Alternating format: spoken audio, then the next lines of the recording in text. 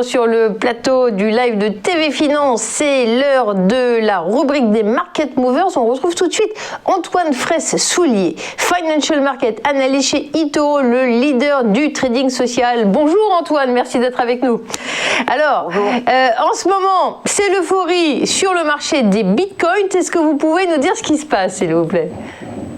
Oui, effectivement, le Bitcoin qui a franchi pour la première fois de son histoire les 22 000 $, le précédent sommet historique daté donc de décembre 2017, donc à 3 ans, et on avait atteint les 20 150 $.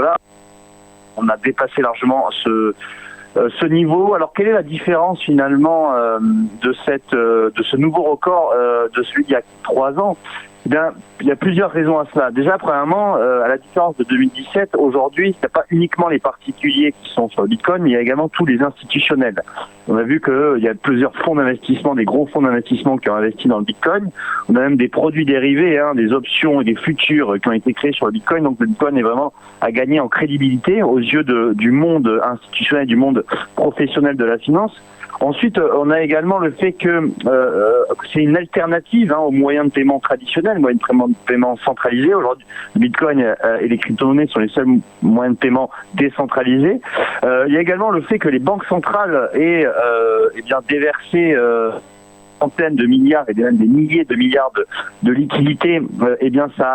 Ça profite également au Bitcoin, puisque plus on émet d'une monnaie, moins elle a de valeur. Il y a également le fait que ça soit également une valeur refuge. Ça a coïncidé avec la chute de l'or ces derniers mois, puisque le Bitcoin, je le rappelle, le Bitcoin a pris plus de 100% depuis le mois de septembre. Donc en 3 mois, on a eu une hausse assez vertigineuse. Et d'ailleurs, on le voit sur ce graphique. Là, je vous ai mis un graphique long terme, un graphique donc qui date depuis 2015, et on voit que donc il y a eu cette hausse au mois de novembre-décembre 2017. Ensuite, on a eu un Bitcoin qui avait largement chuté. Il était même retesté les 3 000 $ à plusieurs reprises. On a testé les 3 800 $ d'ailleurs au mois de mars.